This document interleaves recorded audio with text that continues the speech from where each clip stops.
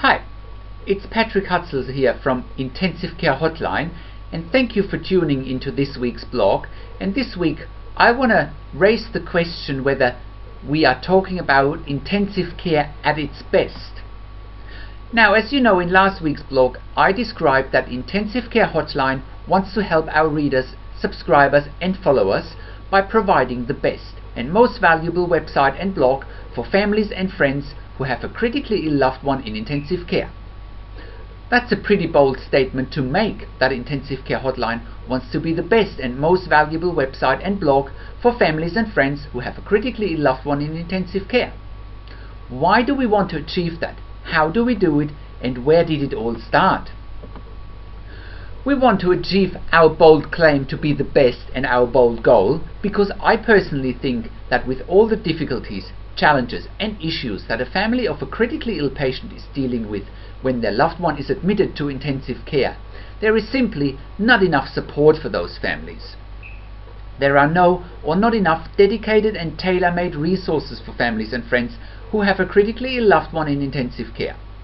One thing that I have seen and noticed when doing my research, when I first started thinking about launching a platform for families of critically ill intensive care patients, was that there are a million websites out there about clinical pictures, about intensive care, about critical care, about diseases, about illnesses, etc.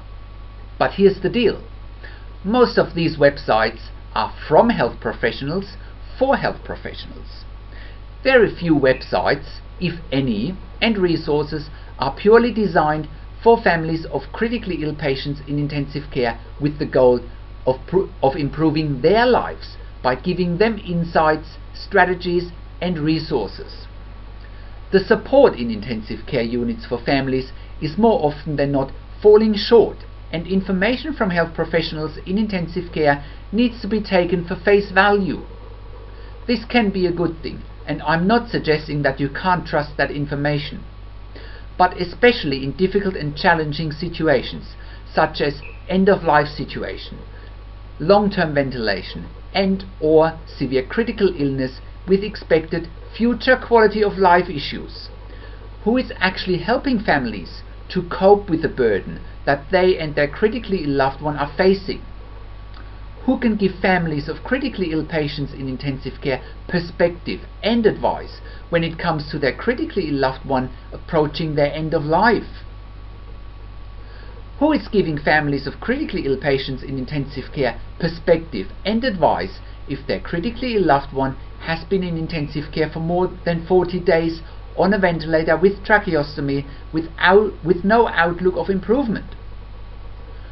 Who is giving families of critically ill patients perspective and advice if their loved one has just had a major accident or a cardiac arrest and their critically ill loved one is looking forward to an uncertain future, with a possible negative impact on their future quality of life? How do families and their loved ones cope with such massive dilemmas? Who can point them in the right direction, and who can show them how to cope during their stressful, overwhelming, challenging, emotional and difficult journey in intensive care whilst their loved one is critically ill?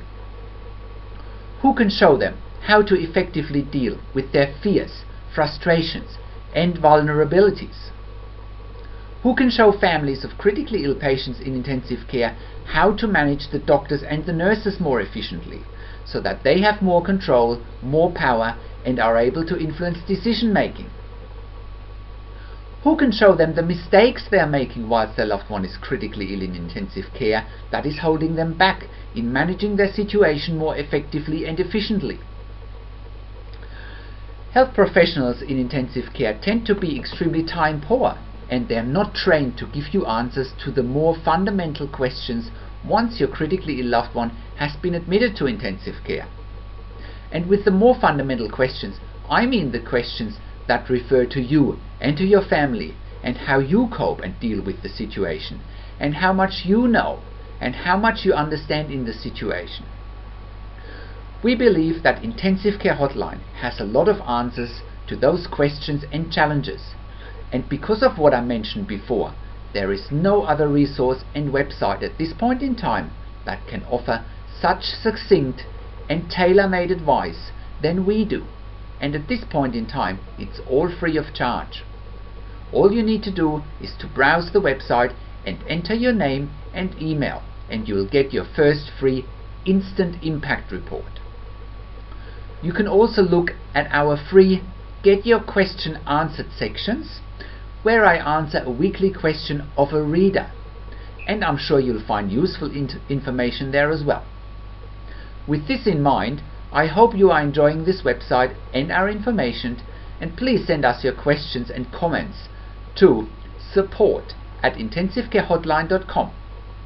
I answer all emails personally and usually within less than 24 hours. Thanks again for tuning in, and I'll see you again next week. Cheers!